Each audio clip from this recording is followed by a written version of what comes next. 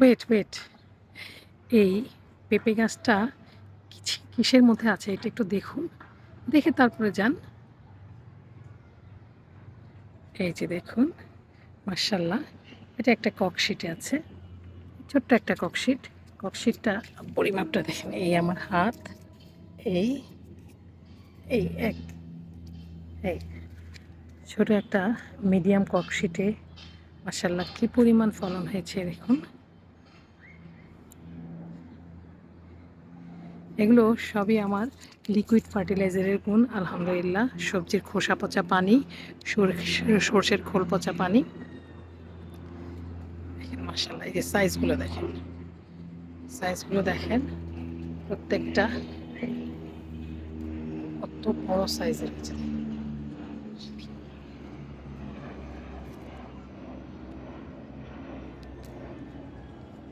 এত সুন্দর ফলন হয়েছে, অসাধারণ মাশাআল্লাহ। একটু সামান্য একটু যত্নেই আর সুন্দর ফল হবে।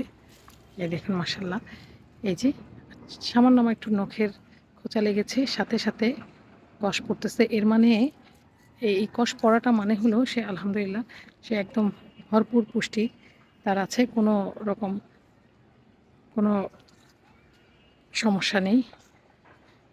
আপনি যদি নখ দিয়ে ছিদ্র করেন, সাথে সাথে যদি আপনার কষ্টে এভাবে না পড়ে, এর মানে হলো আপনার অপুষ্টিতে ভুগে।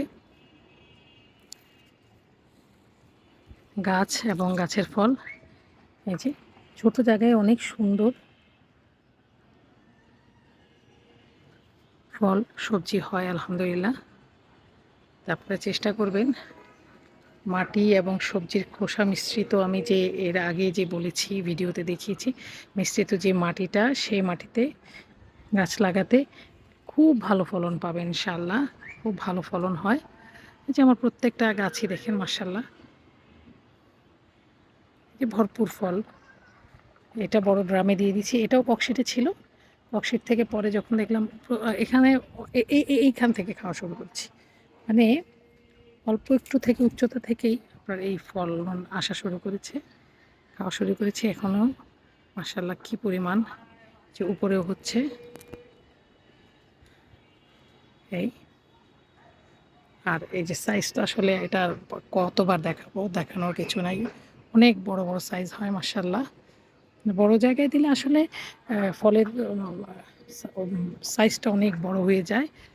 তারপরও এই যে ছোট জায়গায়, তারপরে ছোট জায়গায়ও যে সাইজ ফলের ছোট, সেটা ভুল। বলবো বলবো যে আলহামদুলিল্লাহ খুব ভালো সাইজ হয়েছে। যে কত পেঁপে হয়েছে দেখুন, এতগুলো পেঁপে মাশাআল্লাহ। আপনারা চেষ্টা করুন সবাই, সকলের ছাদ বাগানে অবশ্যই একটি করে হলেও পেঁপে গাছ রাখার জন্য। সারা বছরের পাকা এবং কাঁচা পেঁপের চাহিদা পূরণ হয়ে যাবে আপনাদের। আজকের মতো এখানেই বিদায় নিলাম। ভিডিওটি ভালো লেগে থাকলে লাইক কমেন্ট শেয়ার করে দিবেন। আসসালামু আলাইকুম, আল্লাহ হাফেজ।